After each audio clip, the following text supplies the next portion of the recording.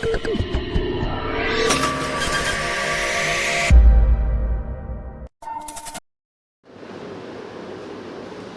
તો આજે આપણે પ્રવેશના ચેપ્ટરમાં દાખલા નંબર કયા પૂછ્યા 12 તો 12 માં દાખલામાં આપણે પેજ નંબર તમારી સામે યાદ રાખજો 210 છે એમાં p અને q તો સૌપ્રથમ પહેલા જૂનું પ્રમાણ દાખલામાં આપેલું છે 3/2 અને ત્યાર પછી જો જૂનું પ્રમાણ હોય એટલે દાખલામાં પહેલા કયું શોધવાનું નવું પ્રમાણ ચલો નવું પ્રમાણ છે આપેલું છે હવાલા નંબર કયા છે 8 માં હવાલા નંબર 8 માં કેટલું પ્રમાણ આપ્યું છે 5/2/3 તો પહેલા અહીં લખાશે જૂનું પ્રમાણ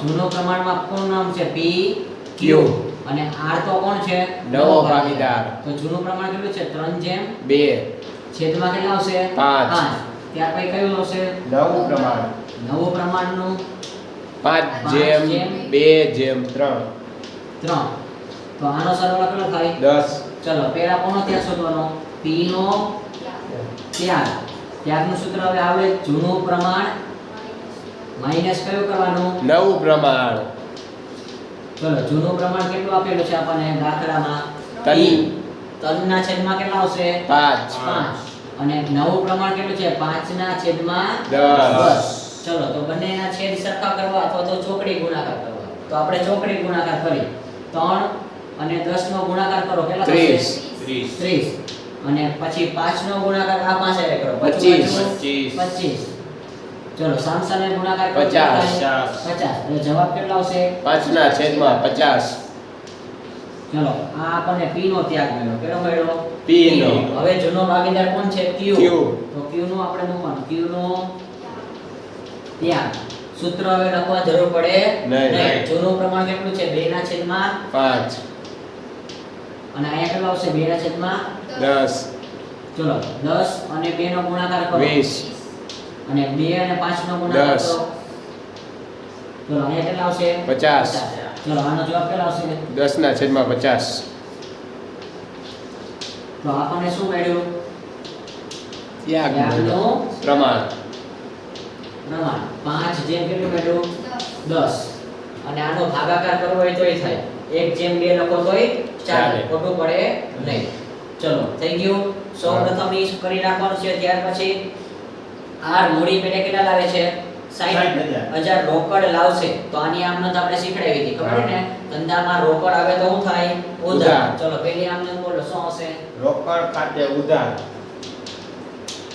રોકડ ખાતે ઉધાર ઓબ્લિક બેંક કરી ઓકે રોકડ ઓબ્લિક બેંક ખાતે ઉધાર તે નવો ભાગીદાર કોણ છે તે r ના મૂડી ખાતે તે r ના મૂડી ખાતે ચલો રકમ કેટલી છે 60000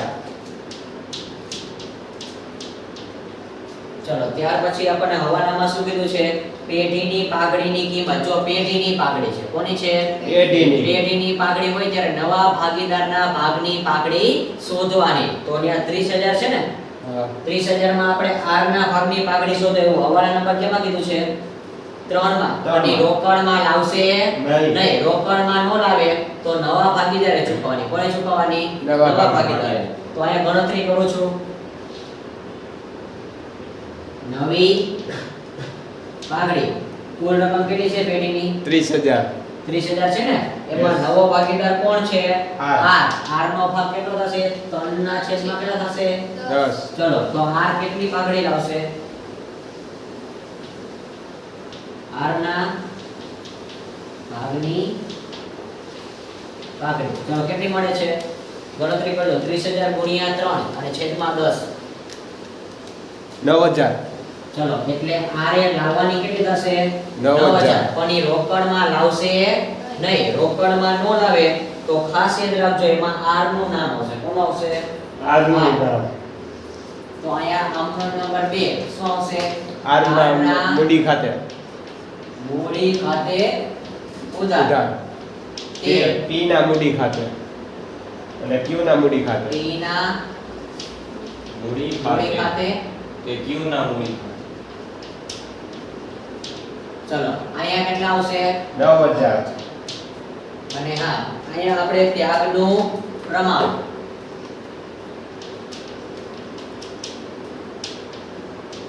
ત્યાગનું પ્રમાણ કેટલું તો 5/10 ચલો હતું અને છેદમાં 15 લેવાના. ચલો આની ગુણાકાર કરો.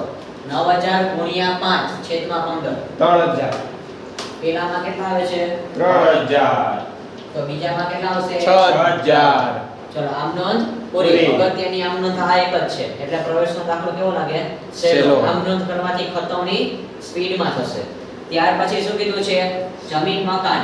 તો હવાલા નંબર કરી નાખો 4. પછી દેવાદારમાં કેટલા આવશે? 5. સ્ટોકમાં નંબર કેટલા આવશે? છ. 6 અને લેણદારોમાં કેટલા આવશે? સાત. 7. ચલો તો હવે બધી વિગત આપણે પેલા મૂડી દેવાની લઈએ. ચલો મૂડી દેવામાં પેલા શરૂઆતની બાકી કેટલી છે? બા આ લાવ્યા. ચલો રકમ બોલો. 70000. P માં 70000 અને Q માં 50000. ચલો બાજુમાં આપણે R માં શું કરવાનો? દેશ. અહીંયા ફરજિયાત કરી દીધી છોડવાની એક લીટી. નવા ભાગીદારની મૂડી આવે એટલા માટે. ચલો ત્યાર પછી પ્રોવિડન્ટ ફંડ હવાલો છે એમાં. હા. તો પ્રોવિડન્ટ ફંડ ક્યાં આવશે? આઉટર કોલમમાં. કોલમ. ચલો રકમ બોલો. 18000. ચલો પ્રોવિડન્ટ ફંડ થઈ ગયું. ત્યાર પછી શું આવશે? લેણદારો. લેણદારોમાં હવાલો હતો. હા. હવાલા નંબર 7. ઇનર કોલમની રકમ બોલો. 22000. 22000. હવાલા નંબર કેટલામો છે જુઓ. હવાલા નંબર 7. હવાલા નંબર 7 માં શું કીધું? ચૂકવવા પડશે નહીં. એટલે શું થશે? ઘટાડો. અહીંયા હેડિંગ નું શું મારવાનું? ઘટાડો. 500 નો ઘટાડો થશે. દેવું ઘટે છે આપણા માટે ફાયદો કહેવાય. તો આઉટર કોલમમાં કેટલી રકમ આવશે? 21500. ચલો માઈનસ હોય તો તે જ બાજુ. આ જમા બાકી છે તો સામે જમા બાજુ જ જવાનું છે. પણ અહીંયા લખવાના કેટલા? 500. કોના ખાતે? લેણદારો ખાતે. ખાતે. ચલો પેલું ખબર પડી ગઈ. મૂડી દેવા બધું પૂરું થઈ ગયું. હવે મિલકત દેણા. મિલકત દેણામાં કોણે પૂછે? જમીન મકાન. જમીન મકાન. ઇનર કોલમ રકમ 80000. પેલા બધી રકમ લખાઈ દો. હવાલો છે ને? હા. ઓકે ચલો. ત્યાર પછી દેવાદાર. દેવાદાર. દેવાદારોમાં રકમ કેટલી છે? 22000. ત્યાર પછી કઈ આપવાની છે? સ્ટોક. સ્ટોક. એમાં હવાલો છે? હા. તો રકમ 36000. જે વસ્તુમાં હવાલો એ રકમ ક્યાં લખવાની? ઇનર કોલમમાં. ચલો ત્યાર પછી શું આપ્યું છે? રોકડ. રોકડ. રોકડ ક્યાં આવશે? રોકડ બેંક બેંક ખાતા. ખાતામાં ઉધાર ઉધાર સાહેબ. શું આવશે? બા આ લાવ્યા. રકમ 4000. 4000. હા. ચલો બોલો. હા. ત્યાર પછી કે બાકી છે હજી? પાઘડી. પાઘડીનો નિયમ છે તો જૂની પાઘડી કોની વચ્ચે વેચાય? જૂના જૂના ભાગીદારો ભાગીદારો. વચ્ચે. તો અહીંયા લખવાનું પાઘડી. શું લખવાનું? પાઘડી. અને ઈ કયા પ્રમાણે એની? આને કહેવાય જૂની પાઘડી. શું કહેવાશે? જૂની પાઘડી. આ પાઘડી કેમ કહેવાય? જૂની. જૂની પાઘડીની રકમ કેટલી છે? 20000. 20000 ને કયા પ્રમાણે ચડી? જૂના પ્રમાણે. ગુણ્યા 3 ભાગ્યા 5. 12000. P ને કેટલી મળે? 12000. તો Q ને 8000. ચલો નવાને કઈ મળે નહીં. ચલો તો જૂની પાઘડી જૂના પ્રમાણમાં આવશે અને નવી પાઘડી ક્યાં આવશે? ત્યાગના પ્રમાણમાં. આ ખાસ યાદ રાખવાનું. પાઘડી દેવાની કોને? જૂનાને છે. ચલો ત્યાર પછી આપણે હવાલા નંબર કેટલા પૈસા? 4. એમાં ગણવી શબ્દ છે ને? ચલો જમીન મકાનની કિંમત શું કરવાની? ગણવી. ગણવી એટલે એને કહેવાય બજાર કિંમત. શું કહેવાય? બજાર કિંમત તો આઉટર કોલમમાં કેટલા કરવાના? 90000. એટલે તમે વિચાર કરો 80000 હતી હવે કેટલી થઈ ગઈ? 90000. 90000. તો અહીંયા શું થશે? વધારો. ટાઇટલ આવશે વધારો. કેટલાનો વધારો? 10000 નો. મિલકત વધે તો ફાયદો. ફાયદો હંમેશા ક્યાં આવશે? પુનઃ પુનઃ ખાતામાં જમા બાજુ. જમા બાજુ. જમીન મકાન ખાતે. મકાન ખાતે. ચલો ત્યાર પછીનું દેવાદાર. હવાલા નંબર કેટલાનો છે? 5. 5. દેવાદાર પર 5% હાલખાત અનામત રાખવી. તો અહીંયા આવશે હાલખાત અનામત. પણ આ કઈ આવશે? હવાલાની 5% કરો. 1100. બાદ બાકી કરો. 22000 માંથી 1100 બાદ કરો. 20900. ચલો તો જૂની ખાલખાત આપણને આપેલી છે. ચલો જૂની ખાલખાત હવાલાની કેટલી છે જુઓ? 2000 છે. હા, તો હા. આમાં ખાસ યાદ રાખજો જો તમે સ્ટ્રક્ચર મુજબ ગોઠવો ને તો ખાલખાત કઈ છે? હવાલાની. હવાલાની કેટલી છે? 1100. તો આપણે અહીંયા હવાલાની 1100 રૂપિયા લખીને ખાલખાત અનામત. તો આપણી પાસે ખાલખાત કઈ છે? કાચા સરવૈયાની. તો કાચા સરવૈયાની આપણી પાસે કેટલી છે? 2000. તો આમાંથી બાદબાકી કરો ને 1100 માંથી 2000 તો જવાબ કેવો આવે માઇનસ. માઈનસમાં. એટલે આપણે ઘાલખાત છે એ કઈ બાજુ લખાશે જમા સાઈડ. અહીંયા કેટલા લખવાના 900 રૂપિયા. ચલો કેમ આવે ખબર પડી ગઈ. હા. આ ઘાલખાત હવાલાની કેટલી છે 1100. આ બાજુ આપણે 1100 રૂપિયા ખરેખર આમાં 2000 માંથી બાદ કર્યા. જવાબ કેવો આવે માઈનસ માઈનસ આવે. માઈનસ આવે એટલે આપણે ઘાલખાત ક્યાં લખવાની જમા જમા સાઈડ. બાજુ. અહીંયા શું લખાશે ઘાલખાત અનામત અનામત ખાતે ખાતે. અને વર્કિંગ નોટ કરી નાખવાની 1100 માઈનસ કેટલા આવશે 2000. 2000. ચલો ખબર પડી ગઈ. માઈનસ છે એટલે આપણે કેમ જવાનું જમા બાજુ. આ પાકા સરવૈયા મુજબ આપણે કરવાનું. વાર્ષિક હિસાબમાં આપણે આવી ગયું હતું એ હા. મુજબ. ચલો પછી સ્ટોક સ્ટોકમાં કેટલી કિંમત છે જૂની કિંમત 36 છે અને ઘટાડો શબ્દ છે. હા. ઘટાડો હોય તો માઈનસ જ કરી નાખવાનો.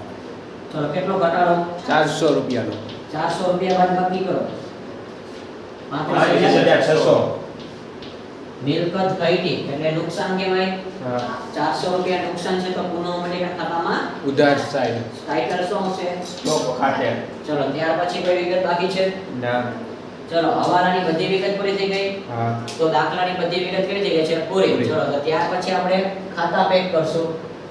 પહેલા આપણે ખતવણી બાકી ને હા ઓકે તો ખતવણી કરી દે પહેલા. ખતવણીમાં કઈ બાજુ આવશે રોકડ ઓબ્લિક બેંક છે કઈ બાજુ ઉધાર બાજુ. ઉધાર બાજુ હોય તો રોકડ ઓબ્લિક બેંક ખાતામાં જવાનું કઈ બાજુ ઉધાર ઉધાર બાજુ. સાઈડ પોતાની રકમ રકમ પોતાની નામ સામેવાળા. સામેવાળાનું.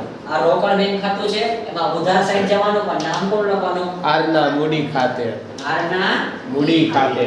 ચલો ખતવણી પેલી થઈ ગઈ. હા. પેલી ખતવણી છે તો બીજી કરવાની આર નું મૂડી ખાતું બનાવ્યું છે હા. જો આપણે બનાવેલું છે તો અહીંયા કેટલા લખાશે આપણે 60,000. પણ 60000 માં નામ કોનું આવશે રોકડ ઓબ્લિક બેંક ખાતે રોકડ ઓબ્લિક બેંક ખાતે.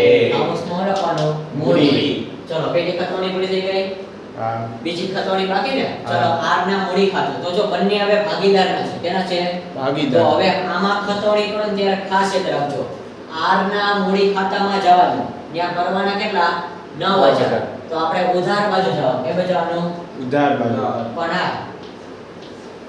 અહીંયા આપણે બેમાં દેશ કરવાના. હવે આની સામેના નામ જો કેટલા છે આર ની સામે કેટલા નામ આપેલા છે પી અને ક્યુ P અને Q તો અહીંયા શું લખાશે P ના મૂડી ખાતે. મૂડી ખાતે પછી શું આવશે ક્યુ ના મૂડી ખાતે. તો આની ખતવણી કરો ને ત્યારે હંમેશા યાદ રાખવાનું કરવાની છે આર ની પણ P અને Q માં બેમાં દેશ જ મારી દેવાના. જેનું નામ હોય ને એનામાં રકમ આવે નહીં. જો આનું નામ છે પણ આ બેમાં રકમ આવશે નહીં. ચલો તો આને 9000 પહેલા કોણ આપે છે પી P તો P કેટલા આપે છે 3,000. અને જ્યારે Q કેટલા આપે છે 6,000. તો થઈ ગઈ સાઈડ પોતાની રકમ પોતાની નામ સામેવાળો. હવે કોનું કરવાનું છે P અને Q. તો P અને Q માં પહેલા રકમ લખી નાખો કેટલી લખવાની અને 6,000. તો નામ કોનું આવશે આર ના મૂડી ખાતે. આર ના મૂડી ખાતે. મૂડી ખાતે. ચલો આ અમને પૂરી બધી ખતવણી પૂરી થઈ ગઈ. ચલો તો હવે આપણે પુનઃ મૂલ્યાંકન ખાતાનો સરવાળો કરજો. ચલો 10000 પછી 500 અને 900 11,400.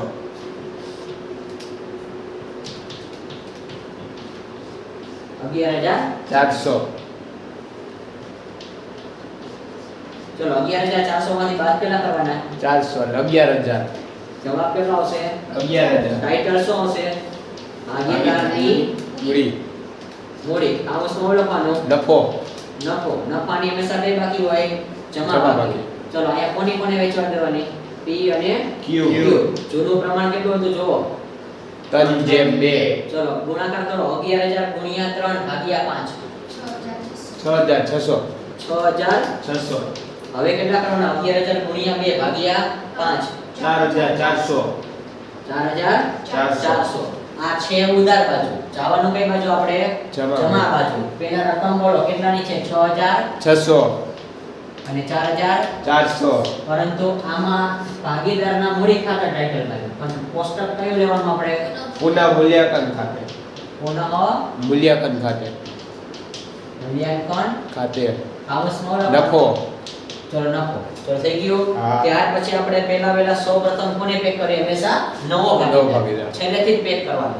ચલો તો શરૂઆતમાં કેટલા આવશે 60,000. તો અહીંયા કેટલા લખવાના? 60,000. 60 માંથી બાદ કરવાના, 9000 બાદ કરો કેટલા આવશે? 51,000. આમાં શું કરવાનું? ચકેરું. ચકેરું. ત્યાર પછી કોના કરવાના? 50,000 અને 6000 અને 4400. 60,400. 60,400 એ કેલ્શિયમ માં રાખવાના, એમાંથી બાદબાકી કરો. 8000 બાદ કરો. 52,400. કેટલા? 52,000. 52,400. ચાલો થઈ ગયું. હા. ત્યાર પછી 70000 વત્તા 3000 વત્તા 6600. 79,600. ચાલો એમાંથી કેટલા બાદ કરવાના છે? 12000. 67,600. ચાલો મળી ગઈ રકમ. હા. પણ અહીંયા આપણે ટાઇટલ શું કરવાનું? બા આ લઈ ગયા. અને બાનો નિયમ શું છે? જે બા જ્યાં મળે બાને ક્યારે જવાના? નીચે. તો આ બાનું નામ હવે શું થઈ જશે? ભાગીદારની મૂડી. એમાં કોની કોની આવશે? P Q અને R. R. તો ચલો P ની નવી મૂડી કેટલી મળી? 67,600. પછી 52,400. અને પછી 51,000. આ ત્રણેયનો સરવાળો કરો. કુલ સરવાળો કેટલો આવશે? 1,71,000. પૂરેપૂરા. યસ. ચલો હજી તો આપણે આ બાજુ પેક કર્યું ને. હા. હવે આપણે કયું ખાતું બાકી છે? રોકડ રોકડ, ઓબ્લિક બેંક. બેંક. ચલો એનું ખાતું પેક કરાવજો.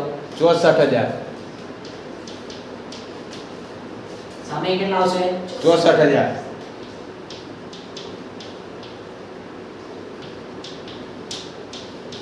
અહીંયા ટાઇટલ શું કરવાનું? બા આ લઈ ગયા. બા આ લઈ ગયા. રોકડની બાકી જાય સામે. સામેની બાજુ જાય તો બાનું નામ શું થઈ જશે? રોકડ ઓબ્લિક બેંક. રોકડ ઓબ્લિક બેંક. બેંક. ચલો ખબર પડી ગઈ? હા. દાખલો પૂરો થઈ જાય. ચલો પહેલા મૂડી દેવાનો સરવાળો કરો. 2,10,500. 2 લાખ. હા. 2,10,500. હવે કોનો સરવાળો કરવાનો? મિલકત દેવાનો. ચલો એનો સરવાળો 2,10,500. ચલો બંને બાજુ દાખલા જવાબ કેવો આવે? સેમ છે. ચલો આ દાખલો પૂરો. આના જેવું કોઈ ઉદાહરણ છે નહીં. એટલે આવો સિમ્પલ દાખલો છે. બે વાર તોય છતાં ગણી લેવો.